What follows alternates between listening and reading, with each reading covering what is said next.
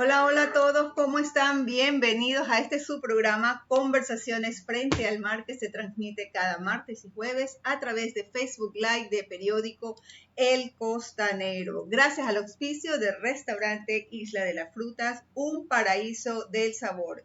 Queda ubicado en Salinas, Rafael de la Cuadra, entre Malecón y Calle Segunda. Ya saben, toda la mejor gastronomía en un solo lugar, desayunos, platos a la carta y sus inigualables ensaladas de frutas, jugos, batidos y mucho más. Recuerden, Rafael de la Cuadra, entre Malecón y Calle Segunda. Y bueno, muchísimas gracias a mi querida invitada de esta tarde, pues hoy estaremos conversando con Patricia Sánchez Gallegos.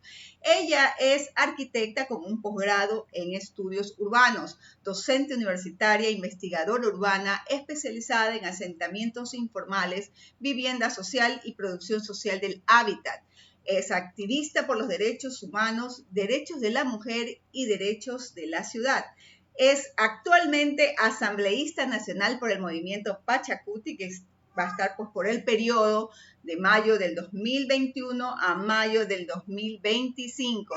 Con ella estaremos conversando sobre Asamblea Nacional, el triunfo de la democracia y de la justicia social. Muchísimas gracias, mi querida Patti, por estar aquí en este programa y poder pues estar conversando frente al mar. Muchas gracias, Olga.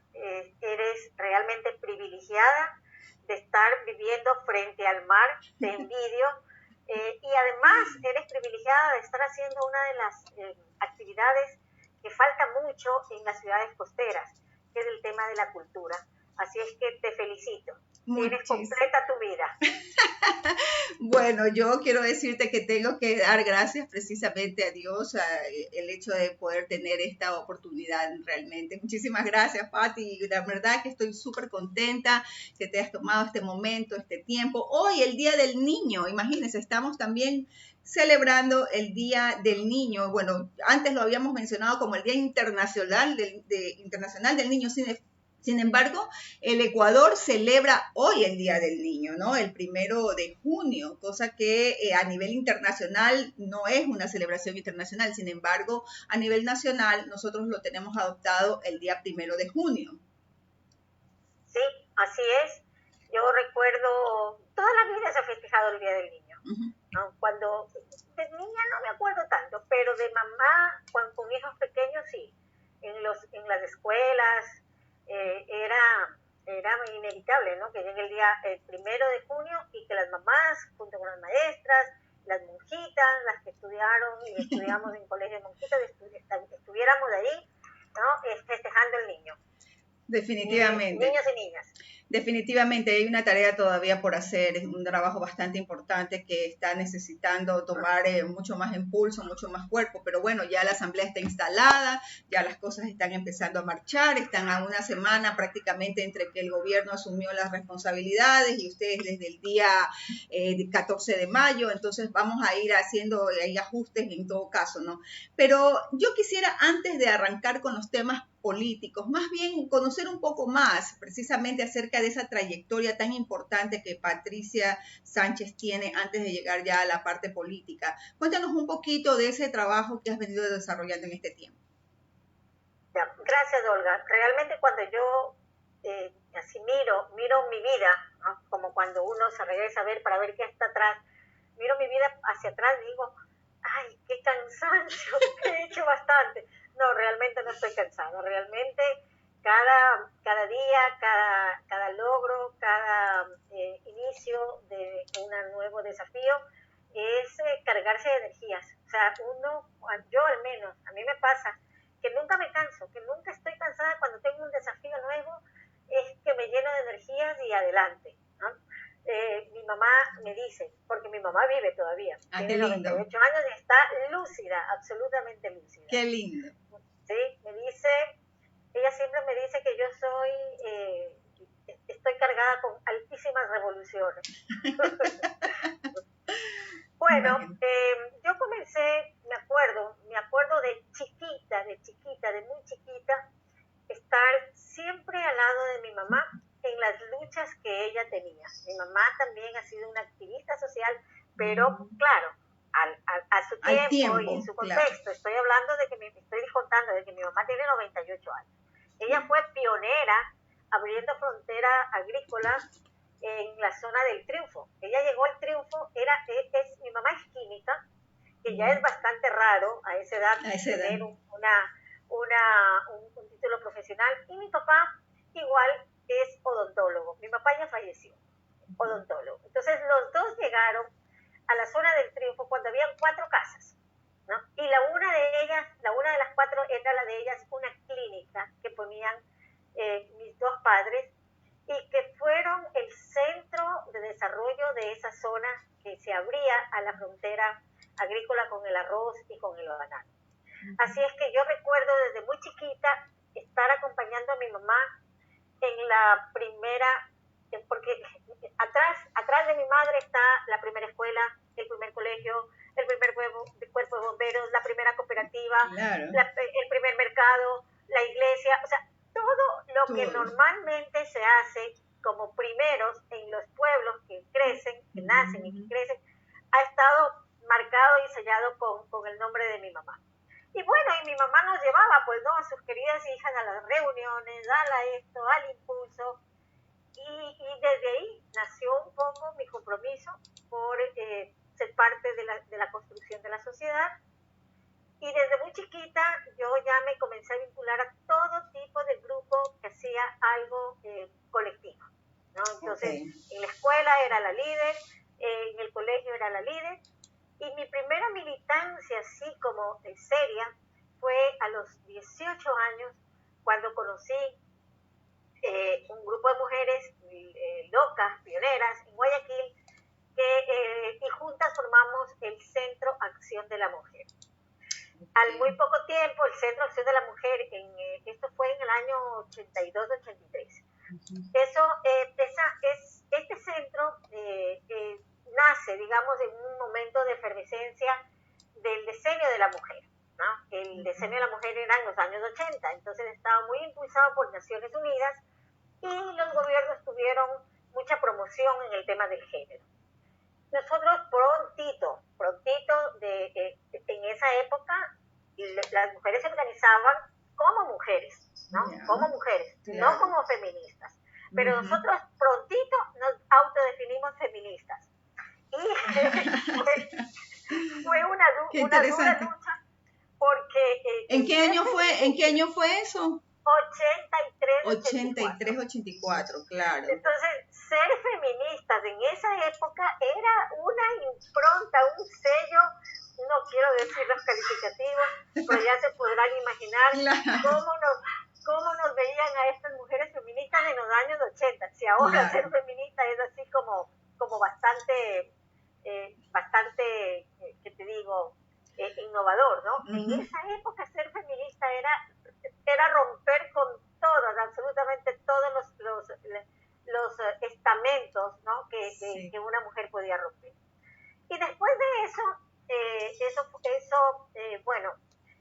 al final, digamos, en el Centro de Acción de la Mujer yo hacía una tarea, mi tarea fundamental era hacer la promoción de las mujeres, o sea, formar en liderazgo a las mujeres.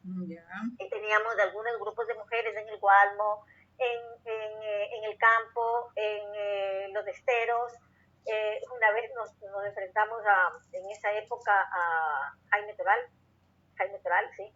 Nos enfrentamos ahí en nuestras luchas en barriales. ¿Pero por los temas de los asentamientos informales, o tenía que ver con otra connotación? Lo que pasa, bueno, nosotros estábamos en los sectores informales porque trabajábamos con mujeres de estratos populares. Y lo que es que estos líderes tan fuertes y tan poderosos como un Carlos Castro, como un abogado Toral, ellos controlaban el territorio. Lo controlaban, pero, o sea, palmo a palmo, ¿no? Y de pronto un grupo de mujeres tenía un centro que se llamaba Centro Acción de la Mujer, y hacíamos convocatorias a las mujeres, y formábamos a las mujeres, y teníamos una autonomía organizativa, y eso les llamaba profundamente la atención. ¿Qué hacen estas mujeres organizándose y sin el permiso del líder hombre en el territorio, ¿no? Entonces ahí nos mandaron a llamar, y bueno, nos amenazaron con sacarnos, sino nos sometíamos a la disciplina de ellos, etcétera, etcétera. Siempre ha sido, siempre fue una lucha. La lucha, Para así nosotros es. siempre fue una lucha. Así es.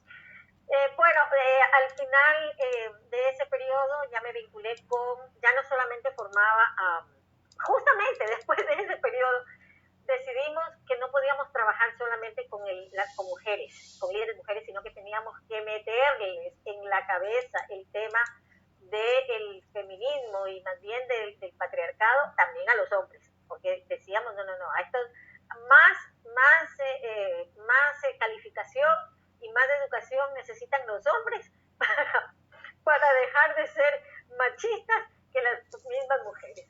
Así es que, bueno, después de entonces con liderazgo, con hombres, de formar liderazgos en torno al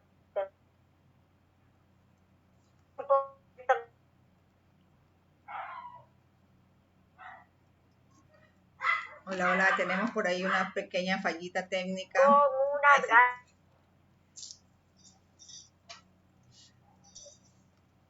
Hola, estamos sin retorno. Hola, ahí está, parece que hubo una pequeña interrupción, sí.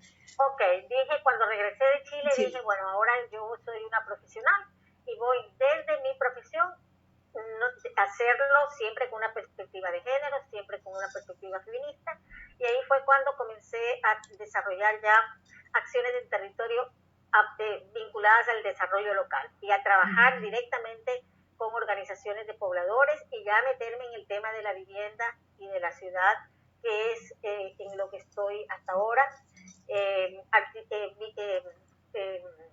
sumando, digamos que el tema de la activación social, el tema del trabajo con los pobladores, lo realizo junto con la investigación, ¿no? Entonces, hago una especie de investigación-acción, ¿no? Siempre la academia no solamente la desarrollo como un ejercicio de claustro, sino que la academia la trato de desarrollar articulando a los pobladores y que los pobladores sean los que vayan conociendo su problemática, porque finalmente la realidad que uno estudia es la realidad de ellos, ¿no? ¿Y quién más para incidir en esa realidad que la gente que padece los problemas? Totalmente de acuerdo. Claro, es que desde la base, ¿no? Desde la base para la construcción precisamente social, los gobernantes pues están haciendo la parte administrativa, ejecutiva, pero son las personas que están desde las bases que tienen que comenzar a generar acciones. Y por eso me gusta mucho el hecho de que estés en la comisión precisamente de los gobiernos autónomos y descentralizados, porque es un trabajo que parecería que habría que darle mucha más fuerza en este tiempo con tantas competencias que tienen estos sectores, estas alcaldías en este caso, y cuando yo escucho y veo temas de asentamientos informales, vivienda social, producción social del hábitat, una de las preocupaciones que precisamente tienen los territorios es ese crecimiento informal, porque la parte que gobierna el entorno no hace pues la planificación previamente. Y lo digo porque acá han habido muchos territorios, y cuando mencionabas desde los esteros, y hablamos desde hace años, pues en el año 80, del lado de los Guasmos, que fue cuando se comenzó pues a generar estos asentamientos informales, justamente pues liderados por personas que mencionaste en algún momento. Entonces vemos que ese crecimiento que se ha hecho dentro de la ciudad son crecimientos que no están planificados precisamente, ¿no? No hay una planificación para poder decir, bueno, de aquí a tantos años, al 2030 sabemos que la población va a crecer en tal medida y vamos a necesitar tantas viviendas, tantos colegios, tantas universidades, tantas escuelas. Y te digo porque lo pude vivir, en este caso, pues yo en una capacitación en Israel. Eso fue una de las cosas que a mí más me llamó la atención, es precisamente la planificación del territorio a largo plazo, no cuando ya estén encima pues las necesidades de los pobladores. ¿Cómo tú ves que ha pasado? Y no creo que sea solo Guayaquil, solo Ecuador, ni tampoco, más bien creo que es toda América Latina, que hay ese crecimiento un poco no planificado de la vivienda social. Sí, justamente el desarrollo urbano de América Latina está asignado, está marcado por procesos absolutamente acelerados que no han permitido que haya que la planificación sea un antecedente, sino que la planificación sea en vez de ser un ex ante, sea un ex post.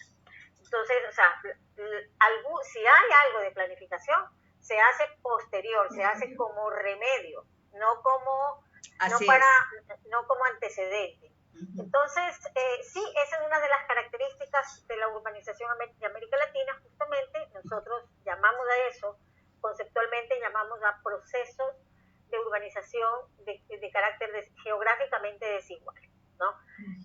¿Por qué geográficamente desigual? Bueno, geográfico porque es del territorio y desigual porque tú ves que la misma ciudad de Guayaquil hay parte que se desarrolla con todos estos estándares de alta calidad, de planificación, de servicios de punta, etcétera, etcétera. En Guayaquil está el centro de la ciudad dotada de todos los servicios y geográficamente desigual porque hay otra parte de esta misma ciudad que es una medalla con dos caras, ¿no? Que se desarrolla o que crece, no hablemos de desarrollo, sino que crece al margen de todo tipo de formalidad, que crece sin servicios, que la gente llega y vive ahí 20, 30 años sin agua, sin relleno, sin alcantarillado, y es más bien por el mismo esfuerzo de la gente la que va consolidando esos espacios y va construyendo ciudad.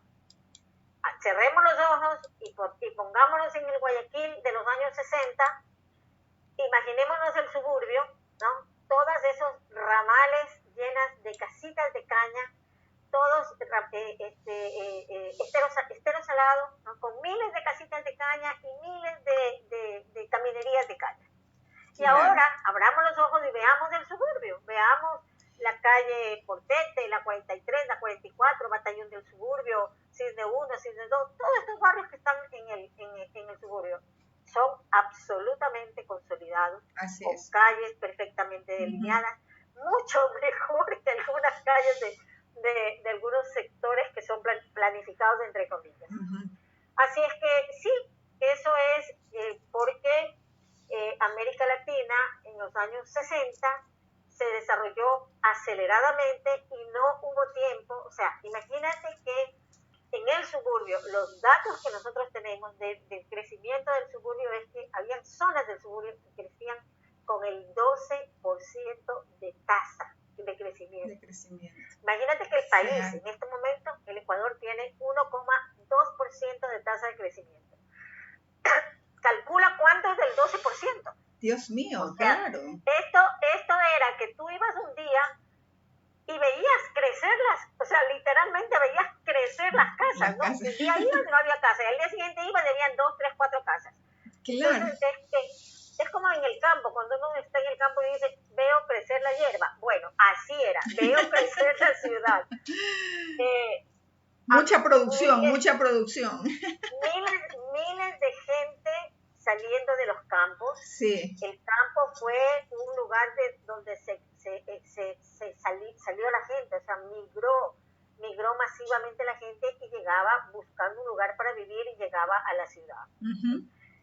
Ese ritmo de crecimiento ha bajado, en el Ecuador ha bajado, en América Latina en general ha bajado, en el Ecuador ha bajado, porque las tasas de crecimiento a nivel del país han bajado. O sea, ya antes las mujeres teníamos 4 o 5 hijos, ahora 1 y si es que. Así es. Entonces eso ha incidido mucho, ¿no? Por un lado, es lo que más ha incidido. Es el factor demográfico es lo que más ha incidido en que las ciudades ya no tengan esas altísimas tasas de crecimiento. Y ahora sí, es posible planificar. Y es casi un pecado que, teniendo absolutamente controladas las tasas demográficas, no haya mecanismos de planificación urbana. Eso sí ya es inaudito, además en pleno siglo XXI, en donde ha avanzado mucho la disciplina, lo urbano, la planificación, el urbanismo ha avanzado muchísimo como disciplina. Es inconcebible que no se planifique y más bien la no planificación en la actualidad obedece a otro tipo de factores. Si quieres nos conversamos. Es que ese tema definitivamente, que esto y cada vez que mencionas cosas, a mí se me va inmediatamente viniendo muchas ideas a la cabeza y definitivamente es un tema en el cual hay que tratar mucho, porque precisamente, como mencionabas, o sea, nosotros siempre estamos no previniendo, sino más bien atendiendo ya situaciones que se han generado por riesgos de temas que no se han llevado de una manera planificada y el desarrollo obviamente no existe. Entonces, estos son asentamientos únicamente producidos y en la actualidad lo que tenemos es que comenzar a mirar hacia el frente, porque precisamente eso es lo que hace que haya carestía de agua, de servicios básicos, la parte de alcantarillado y todo lo demás. Pero bueno, como decimos, eso es un tema aparte que vamos a tener que en algún momento volver a conversar. Pero ahora lo que sí, en cuanto a lo que tiene que ver con derechos humanos, derechos de la mujer y derechos de la ciudad, precisamente va concatenado también con este tema, porque ¿qué pasa en los momentos en que se generan todos estos tipos de situaciones? Se generan todas estas irregularidades a la hora de planificar. ¿Qué pasa con las mujeres? Nosotras las mujeres que estamos enfrentando la familia, las que estamos más involucradas y como dices, ya no hay planificación familiar, hay toda una situación que está como que no hay orden y al no haber orden también pues todo se desordena. Claro, en la actualidad hay a lo mejor menos personas en cuestión de tener hijos y eso, pero esto llevaba a un proceso, a otro y a otro, que tiene que ver precisamente con los temas tanto de los derechos humanos como los derechos de la mujer. Sí, mira, los derechos no son per se, o sea, los derechos sí existen, por supuesto, los derechos son consustanciales del ser humano, pero no son per se, es el derecho a la falta de agua, a la falta de trabajo, a la falta de vivienda, a la seguridad, el derecho a un nombre, el derecho a ser amado, el derecho a la participación, o sea, los derechos tienen nombre y apellido, ¿no? Y el derecho a la ciudad es, dado que las sociedades ahora son urbanas, ¿no? Las sociedades son urbanas, ya en el último censo, ya el Ecuador dejó de ser un país que se caracterizaba por tener la población rural, ahora somos urbanos. Y en este censo que seguramente se da 21 o 22, el índice seguramente de urbanidad crecerá. Entonces, las sociedades urbanas tienen otro tipo de problemas, se enfrentan a otro tipo de dinámicas, por decir una sola cosa, transporte, movilidad. En el campo nunca jamás va a haber una metrovía. En la ciudad sí. La ciudad es el espacio de la movilidad colectiva, del transporte colectivo. Así es. Y el transporte colectivo o la movilidad colectiva hace que, por ejemplo, una de las cosas más duras que nos tocan a las mujeres, felizmente yo no, soy privilegiada, pero muchas de las mujeres se mueven en transporte público. Y tú ves el acoso sexual de que son víctimas las mujeres. Cuando yo era joven y también me subía a los buses, también me pasaba eso, que tenía que retirarme. Señor, por favor, un poquito, no se me pegue mucho, ¿no? Sí, nos tocó a todos nos tocó también, porque en un momento determinado tenemos que trabajar y conducirnos. Entonces, eso, por ejemplo, es una cosa que los hombres no lo entienden, ¿no? o que los hombres no lo ven, pero claro, eso es hacer ejercicio de los derechos desde una visión de género. O sea, el transporte público, si bien es un transporte, todo el mundo lo usa, las mujeres sufrimos algún tipo de acoso en estos lugares donde hay mucha aglomeración y donde los señores caballeros que no tienen el respeto por las mujeres nos acosan de diversas formas. Entonces, ese es el derecho a la ciudad, el derecho a moverse, pero en el caso de las mujeres hay énfasis específico. Otra cosa, los espacios un hombre puede, a cualquier hora del día y de la noche, puede circular por cualquier tipo de espacio. Sí, ahora también está un poco complicado eso, pero una mujer circulando en espacios poco iluminados o con muy poca presencia de gente es un espacio absolutamente peligrosísimo para una mujer, ¿no?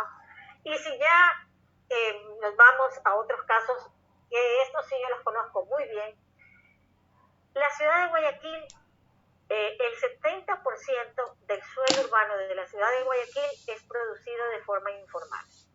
¿Qué significa esto? Que la misma gente ha llegado, en el caso del suburbio, ha cogido un pedazo de lodo, de estero, y lo ha ido rellenando y mejorando. En el caso del Guadmo era un poco de pampa, ¿no? No era agua, pero también tuvo que rellenarse mucho. En el caso de ahora, de las tomas de tierra, de las invasiones que están en el norte, es un pedazo de cerro. Sí. O sea, durante cualquier tiempo, siempre es un suelo muy agreste, un suelo virgen, entre comillas, el que la gente pobre llega a tomar. Y ese suelo tiene que ser mejorado para que sus condiciones de vida mejoren también a la medida que la gente se va asentando y va consolidando su hábitat. Ahora, ¿a quién le toca todo eso? ¿A quién le toca recoger el agua para lavar, para cocinar? El agua en tanquero. ¿A quién le toca recoger el agua en tanquero para lavar, para cocinar, para bañarse, para lavar? O sea, yo sinceramente no sé. O sea, es incomprensible. Es que no nos imaginamos para las personas que tenemos agua por red, cómo puede ser la vida para una familia que tiene que usar el carrito para todo, ¿no? Para todo. Entonces, es terriblemente, son unas condiciones de vida absolutamente inhumanas. Y las tenemos, por favor, en Guayaquil, las tenemos ahí, delante de nuestros ojos. En Monte Sinaí, 200,000 personas viven así, sin agua en red. Entonces, el rol de la mujer en estos espacios es triple, absolutamente, es un triple rol. Primero son madres y ya su jornada de trabajo la dedican a sus hijos porque ahí no hay empleadas domésticas. Segundo, muchas de ellas son trabajadoras. Claro, aparte. Porque hay un 30% de maternidad sin padre, o sea, mujeres con jefas de hogar. Y el tercer rol es el rol que le toca cumplir a la mujer en este tipo de asentamientos, que es donde van todos los pobres, y que le toca el fin de semana, rellena, mejora su casa, o sea, hacer la cuota para hacer la minga para la escuela, mejorar la condición de su casa y de su barrio. Es un triple rol, es una triple jornada de trabajo. Por eso es que una mujer de los sectores populares que tiene 50 años, ¿cuántos años tiene? 50. Y yo también tenía 50. Y yo la veía como de 80. Y me sentía tan mal. Y claro, es que tienen que, casi no duermen. Trabaja y trabaja y trabaja y trabaja todo el día. Todo el día. No, y yo no me quiero imaginar, imagínate ahora con el tema del internet y la escuela, que es una cosa que ya se escapa totalmente del entendimiento. Ahora, imagínate, pobre. Sí, así es. Bueno, nosotros vamos a ir a continuar con esta conversación, vamos a tratar justamente luego de esta pequeña pausa que vamos a tener, vamos a entrar un poco a este tema de la política, cómo comienza ya a trabajar e incursionar en este tema tan emocionante y apasionante para muchos, para otros que a lo mejor están todavía queriendo incursionar. Entonces vamos a ver cómo nos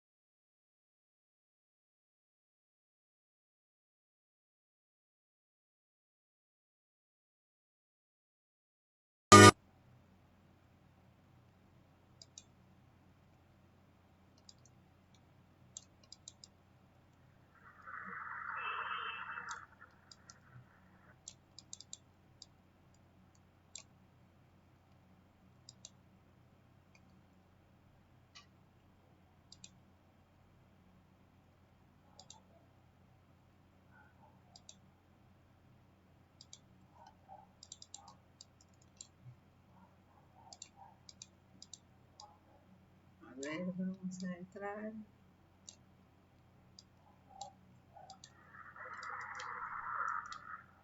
Que Leonidas Issa está convocando para el 11 de junio movilizaciones a nivel nacional.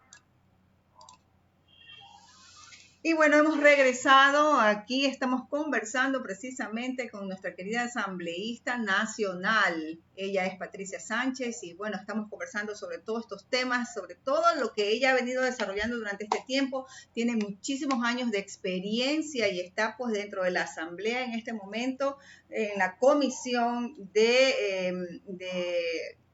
serían los gobiernos autónomos, descentralizados. Exactamente.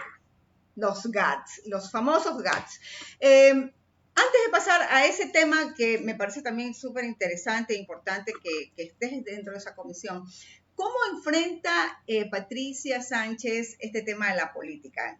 Conocí en el momento en que dijeron, bueno, Patricia a lo mejor estaba de candidata primero a vicepresidenta de la República, ¿no? Con Yacu Pérez. Entonces dijimos, bueno, qué chévere que ella pues con todo este conocimiento y todo esto que tiene, iba a poder de pronto empezar a trabajar desde allí. Pero luego nos encontramos en que no, pues ya llegas a la Asamblea Nacional y nos parece también un buen espacio, con una buena oportunidad para poder servir al país. Sí, bueno, yo siempre estuve cuando el movimiento Pachakutik, tengo que decir que yo soy fundadora del movimiento Pachakutik en el Guayas. Y que tengo en el movimiento 25 años. Ah, qué bien. Sí, 25 años. Estuve en la primera campaña grande, y yo diría una de las más importantes que hizo el movimiento Pachakutik cuando candidatizamos a Freddy Ellis. Y la vicepresidenta la vicepresidenta, la candidata era Rosana Vinuesa. Claro. Yo estaba ahí de coordinadora del movimiento y me tocó un poco empujar esa coyuntura. Así es que, bueno, después de eso han pasado 25 años, el movimiento nuevamente emerge con mucha fuerza en esta coyuntura. Me piden que sea candidata a la asamblea y al principio lo acepté como siempre acepté. O sea, siempre los compañeros me pedían, acepta la candidatura, y yo dije, sí, compañero, yo sé que es tan difícil llenar esas listas, es tan odioso llenar esas listas de candidatos y de cumplir con todos los requisitos que te piden en el Tribunal Electoral antes, ahora CNE. Y entonces yo dije, sí, compañeros, por supuesto, voy a apoyar. Este momento era un momento de mucha expectación, y dije, muy bien. Y la verdad es que yo mismo me sorprendí cuando me candidatizaron con una altísima dignidad y dije, uy, qué responsabilidad, tendré que dar mis mejores esfuerzos y mi mayor contingencia para tener una buena representación. Además que yo soy más indígena que los indígenas, así es que me siento absolutamente cómoda en el movimiento indígena. Bueno, comenzamos una campaña que fue una linda campaña montada en mucha participación de la gente, de las organizaciones, una campaña con muy pocos recursos, materiales, pero nosotros tenemos otro tipo de recursos que a veces en política no se cuentan. O sea, sí se cuentan. Nosotros, el movimiento Pachakutik tiene un capital social fundado desde hace 25 años de luchas sociales que se han ido acumulando, y en este momento, en esta coyuntura, hicieron explosión. El octubre del 2019 fue un momento crucial, ¿no? En donde el movimiento indígena y el movimiento popular hizo su explosión en las calles, y ahí le dijo a la sociedad y al mundo entero, esta sociedad no da más, este sistema no da más y hay que cambiarlo. Eso es lo que le dijo en pocas palabras el movimiento indígena. Y bueno, el siguiente momento político fueron unas elecciones, y toda esa gente que escuchó ese mensaje nos apoyó con su voto, ¿no? Y esos son los resultados que vemos ahora. El Pachakutik tiene una muy grande responsabilidad ahora de cumplir ese imaginario de cambio que la gente está esperando. y nosotros tenemos que ser absolutamente consecuentes con ese voto y con esa confianza que la gente nos ha dado, porque la gente es muy sabia. Si la gente no ve que los políticos responden a lo que ellos, a la confianza que ellos le dieron a los políticos, la gente le da la espalda. Bueno, totalmente. Está el hecho de que se elige y luego pues siempre la sociedad civil estamos todos ahí pendientes de ver cómo van transcurriendo las cosas. Obviamente para todo hay tiempos, para todo hay plazos, pero siempre se ve la disposición de qué es lo que se va a ir haciendo paso a paso, ¿no? Y como decías, sí, este tema yo creo que en estas elecciones el movimiento Pachacuti estuvo en la cúspide, ¿no? En la cúspide, dentro de, digamos que ahí tú a tú con con los otros partidos políticos y movimientos, y bueno, por ahí hubo algún tipo de situación que al final pues ya dará cuenta la parte de la justicia, si es que efectivamente las cosas se dieron como se dieron y ya han transcurrido hasta ahora. Pero dentro de esto, y mira lo interesante y lo importante de cómo gira todo este tema político en torno a la asamblea luego, que tenemos ahorita una representación en el caso de la doctora Guadalupe Llori en la asamblea como presidenta. Eso yo creo que fue uno de los pasos de mayor trascendencia en esta transición, digamos, a nivel política del país, ¿no? Sí, es el logro político más importante del movimiento Pachacuti, el haber llegado a la presidencia de la Asamblea y además con una mujer y una mujer indígena. Entonces, ese creo que es el logro más importante político hasta ahora. Y bueno, como estamos en ascendencia, o sea, como el movimiento Pachacuti sube, esperamos que el 25 el 25 no, en 2 años esperamos en las próximas elecciones tener un buen número de poderes locales, de GATS, justamente de GATS, de poderes locales cantonales y provinciales, siendo favorecidos por la voluntad popular.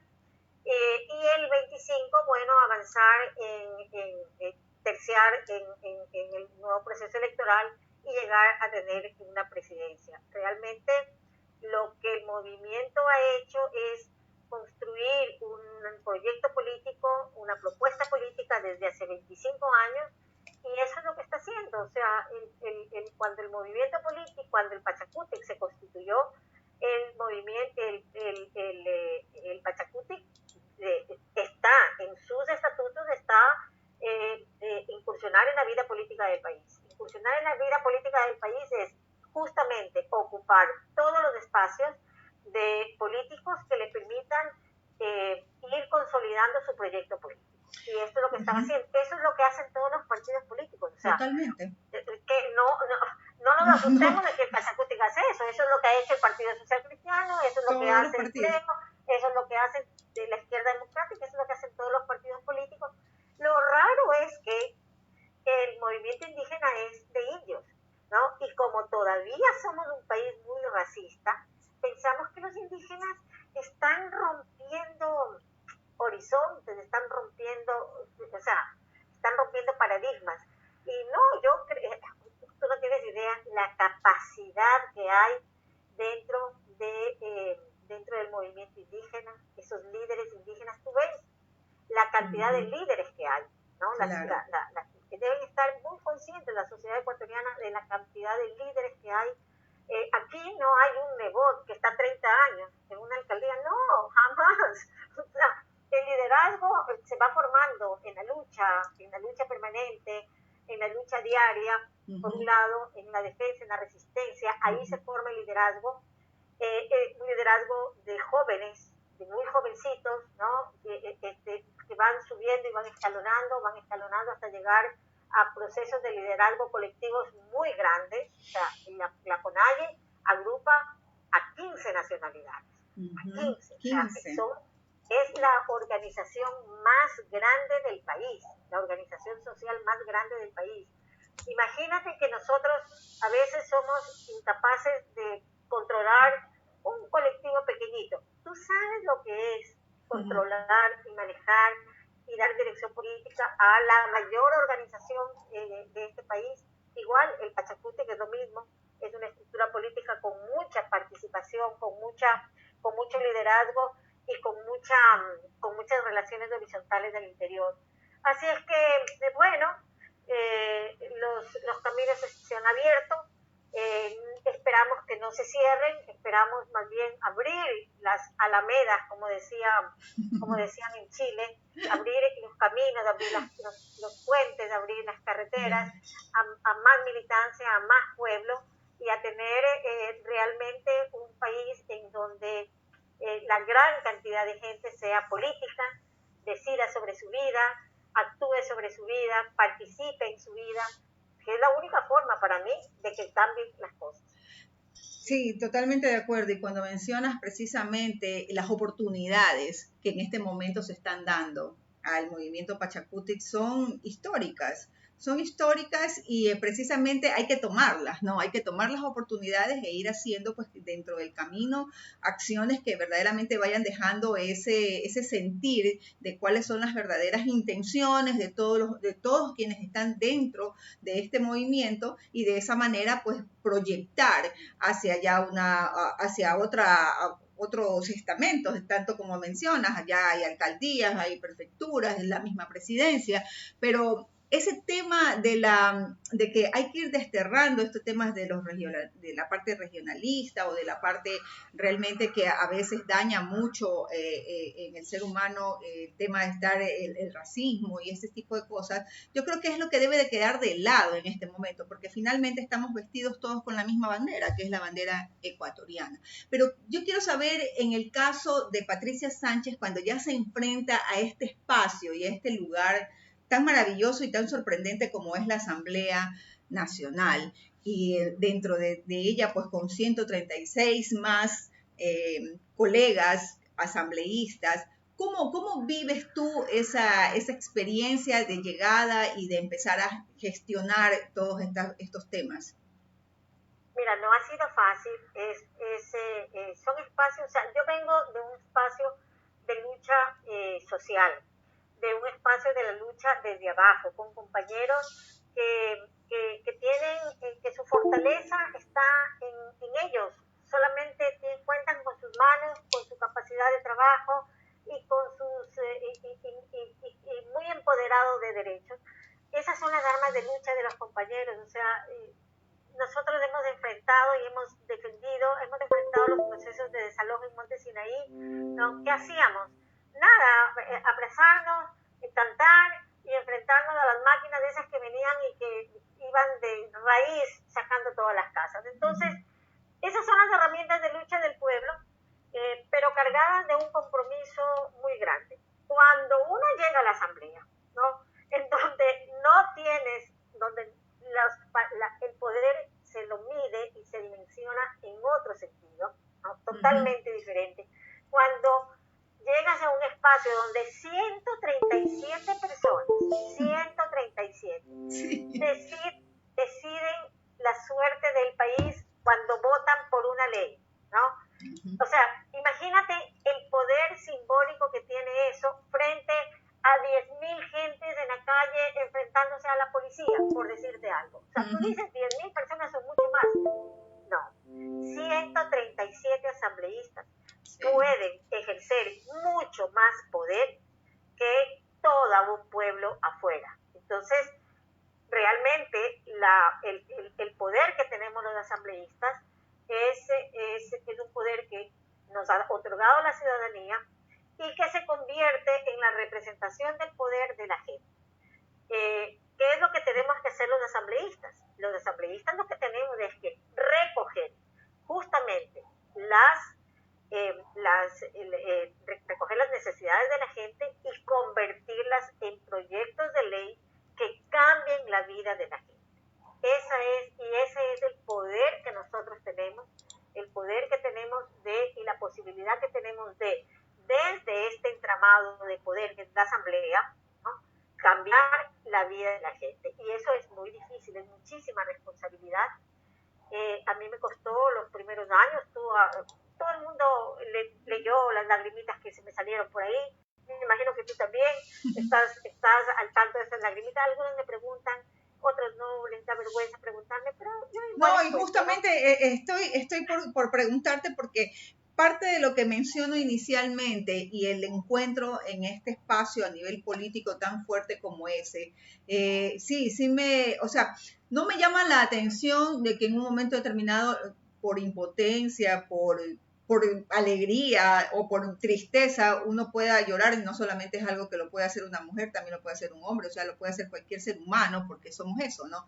Pero precisamente esta llegada tuya, este enfrentarte, esto como que corre rápidamente, hay que empezar y hacer procesos, hay que elegir a todas las personas que van a estar en comisiones, a lo mejor no tienen tanto tiempo para discernir estos temas de a quién convocan, a quién ponen de principal, etcétera. Esa parte me gustaría previa a eso que vives posteriormente, ¿qué es lo que pasa antes? Hagamos unas horas antes, ¿qué pasa que te lleva a ti a tener esa reacción? Ya, a ver, mira tú que el movimiento Pachacuti, a ver, hagamos un análisis. ¿Qué es la Asamblea en este momento? La Asamblea en este momento son tres fuerzas políticas totalmente diferentes que están ocupando el espacio de poder de la Asamblea. Por un lado está UNES, con su bloque de 49 asambleístas. Por otro lado está Pachacuti, que con la izquierda democrática hace una alianza de 45 asambleístas, y por el otro lado está la derecha, representada por CREO, por el Partido Social Cristiano y por los independientes. Entonces son tres espacios políticos totalmente diferentes. ¿Qué nos dicen a nosotros o qué dice la ley que se debe hacer? Muy bien, el 14 de mayo la Asamblea se instala y tiene que elegir a sus autoridades, porque el 24 de mayo tiene que investir al nuevo presidente que llega al país, en este caso al señor Guillermo Lasso. Tenemos 10 días para hacer todo eso. Antes estoy hablando de un periodo, de una historia corta de antes, cuando la Revolución Ciudadana tenía 100 votos, claro, tenía la mayoría. Entonces, nada, ellos lo que hacían era la receta y disponían y se votaba y no había conflictos. En este momento, nadie tiene la mayoría en el Congreso, en la Asamblea. Nadie la tiene. No la tiene UNES con 49, no la tiene Pachacuti, la izquierda democrática, con 45, y no la tienen los otros. Somos 3/3 que para elegir dignidades y comisiones se tienen que convertir en 2 medios. Eso es todo. Sí. Es un ejercicio de aritmética sencillísimo, pero humano. Para votar, exactamente, así visto, es sencillo. Sí. Para tener una presidencia, para tener una vicepresidencia, para tener una comisión, necesitas 70 votos. ¿Qué haces entonces? Tienes que sentarte a hacer acuerdos. Y en esos acuerdos, desgraciadamente, bueno, nosotros hemos hecho un acuerdo, el único acuerdo que hemos hecho con la izquierda democrática ha sido un acuerdo programático. Para la elección de Guadalupe, nosotros no hicimos ningún acuerdo con CREO. Si tú me crees bien, si la ciudadanía nos cree bien, es así, no lo tengo por qué mentir, es nuestro orgullo haber llegado a la presidencia de la Asamblea sin haber establecido ningún acuerdo político con la derecha. El CREO dio su voto. ¿Por qué? Simple y llanamente porque había que viabilizar el nombramiento de las autoridades, porque el señor Guillermo Lasso tenía que ser investido con su magistratura, y mientras más nos demorábamos nosotros en elegir la presidencia, la presidenta o presidente del Congreso, más difícil iba a ser el que el presidente Lasso llegue a la Asamblea a ser investido. Así es que me da la impresión de que hubo mucho desprendimiento en ese sentido, entre comillas, ¿no?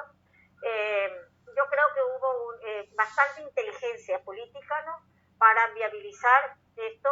Y además, bueno, después de las elecciones de la presidencia, vicepresidencia, viene un segundo momento, que es que se eligen secretario y prosecretario.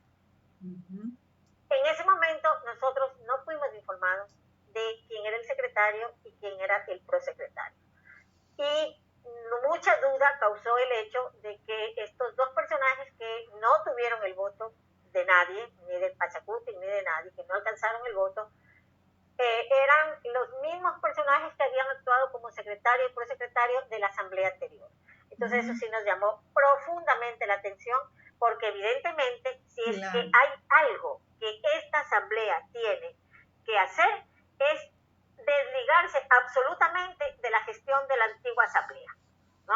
Porque con ese 2% de popularidad y con todos los agravantes de corrupción que tuvo, nosotros no vamos a heredar un secretario y un prosecretario de esa asamblea. Entonces no tuvo el apoyo y tuvimos entonces que volver a instalarnos, suspender las sesiones y volver a instalarnos para nombrar las comisiones. Ese también es un momento sumamente difícil. Nunca en mi vida, yo primera vez que estoy en la asamblea, me enfrentaba a esto, porque tenemos que elegir en una sola plancha, con un solo voto, tenemos que elegir a 137 compañeros que están en diferentes comisiones. Claro, y nada, o sea, ¿qué significa todo esto? Que la distribución de esos compañeros se las hace en previos acuerdos. Y entonces ahí sí el malestar personal mío, ¿no? Por eso yo llegué a tirar mis lagrimitas, fue de que yo no sentía que había sido absolutamente informada de cómo se conformaron las comisiones, de quiénes iban a estar participando en esas comisiones, porque eso sí es el trabajo de 4 años de los asambleístas y eso sí es lo que pesa, ¿no? En la conformación de la asamblea. Claro, o sea que de un solo tirón, de una sola, y eso, o sea, se te notó, se te sintió que verdaderamente resentías del momento, ¿no? Así es. Entonces, pero finalmente yo soy absolutamente orgánica. Asumí con todas las contradicciones que la política formal y mi conciencia demandan. Asumí lo que estaba haciendo y espero pues que de ahora en adelante tener visiones mucho más claras y compromisos mucho más claros, compromisos y acuerdos con la gente directamente, ¿no? A propósito de eso, y precisamente dentro de lo que fue el ámbito de campaña y luego ya llegar a la asamblea, ¿cuáles son esos propósitos que te movieron más a ti, que viste que estaban apegados a lo que se presentó como un plan de gobierno a nivel de Pachacuti? A ver, en general nuestra propuesta de gobierno recoge un principio de filosofía de vida, que es el cuidado de la vida, ¿no? La minga por la vida y el cuidado de la vida es más que un eslogan de campaña, es lo que guía la práctica de la gente que hace activismo en derechos humanos. Entonces, cuando nosotros estamos defendiendo el derecho a la vivienda, lo que estamos defendiendo es la vida de la gente. Cuando estamos enfrentando a un proceso de extractivismo y luchando contra una minera en un territorio, lo que estamos es defendiendo la vida. Cuando estamos cuidando que el agua no sea contaminada por procesos de extracción minera, lo que estamos es defendiendo la vida.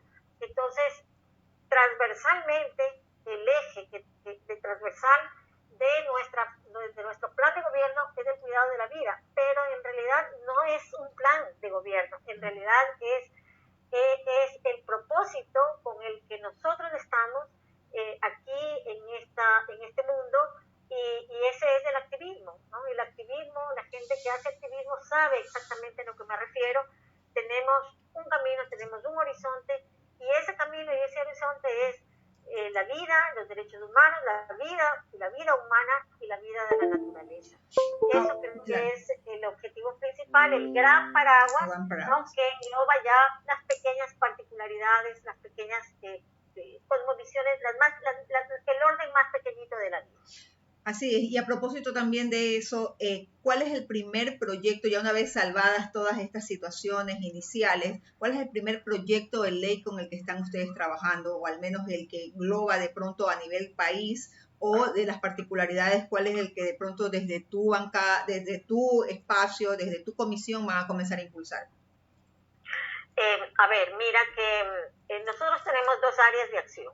Una la de fiscalización y la otra la de legislación. En fiscalización ya estamos abordando algunos temas que tienen directa relación con el tema de las tarifas de los servicios básicos.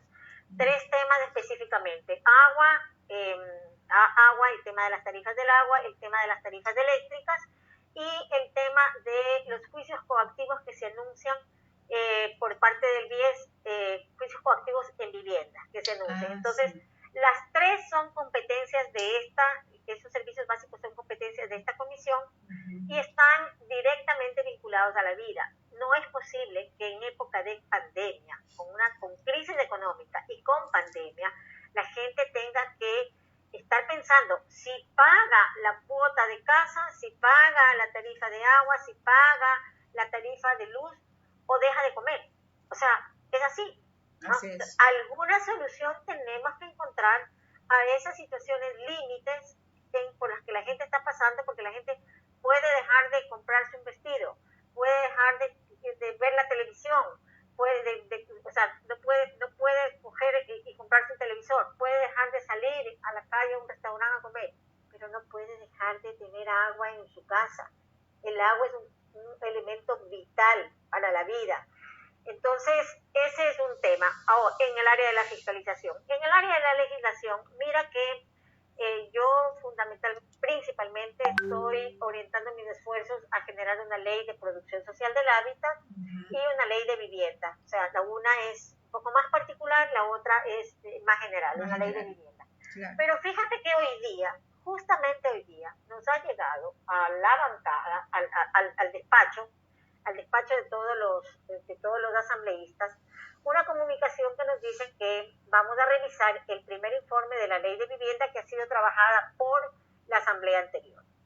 Yo tenía conocimiento de que había se estaba trabajando una ley de vivienda. Lo que no para nada contaba es que esta ley de vivienda tenga la emergencia y la urgencia de ser tratada entre las primeras de esta asamblea. De hecho, va a ser una de las primeras. Yeah. Así es que sí, ya este jueves trataremos de esa ley de vivienda, evaluaremos, revisaremos. No ha sido hecha por nosotros, sino por la asamblea anterior. Okay. Tengo la suerte y el privilegio de poder revisarla y de poder mejorarla, de poder cambiarla si es el caso, pero en todo caso, en definitiva, este país necesita una ley de vivienda. Totalmente de acuerdo. Bueno, hemos llegado a las 6 de la tarde y ha sido una conversación. Quiero saludar igual a quienes nos han estado siguiendo esta tarde. Muchísimas gracias por sus mensajes. Ya los estamos leyendo en un ratito. Y bueno, en todo caso, mi querida Patricia, te deseo muchísimos éxitos. Sé que la labor que tienen que hacer es sumamente ardua y sobre todo, yo como siempre digo, son oportunidades. Las oportunidades que en este caso ha dado un segmento importante de la población ecuatoriana a todos los asambleístas para que efectivamente, y en el caso de Pachacuti, pues puedan ejecutar todas esas cosas y todas esas situaciones e inconvenientes que en un momento determinado han estado persiguiendo, que hemos estado persiguiendo como ciudadanos ecuatorianos, y que bueno, que esta es la oportunidad. Así que muchísimas gracias, muchísimos éxitos, que siempre pues tengas iluminación en todas las cosas que vayas a hacer y que vayas a proponer, y estamos nosotros haciendo fuerza desde acá para ir junto con ustedes pues también haciendo patria, haciendo país desde donde nos toca. Así que gracias por tu tiempo, gracias por estar con nosotros y bueno, ya será en una próxima oportunidad que tenemos que volver a vernos. Sí, Olga, yo te agradezco mucho que tengas esta apertura, que tengamos esta conversación. Agradezco también que podamos hacer partícipe a mucha gente de estos problemas, de estas inquietudes. A lo mejor a algunos les interesa, a otros no. Pero bueno, está la apertura por tu lado, la apertura por mi lado también, a siempre tener contacto con la gente. Bueno, Muchísimas así va a ser. Muchísimas gracias entonces y estamos pues con ustedes viéndonos la próxima conversación que va a ser el día jueves aquí en su programa Conversaciones Frente al Mar. Ya saben, martes y jueves a las 5 de la tarde. Muchísimas gracias. Gracias. Ok, muchísimas gracias, Pati. Gracias, Ya ahorita Lolita. Déjame cerramos. ver que me están timbrando, déjame ver qué. Gracias. Bye.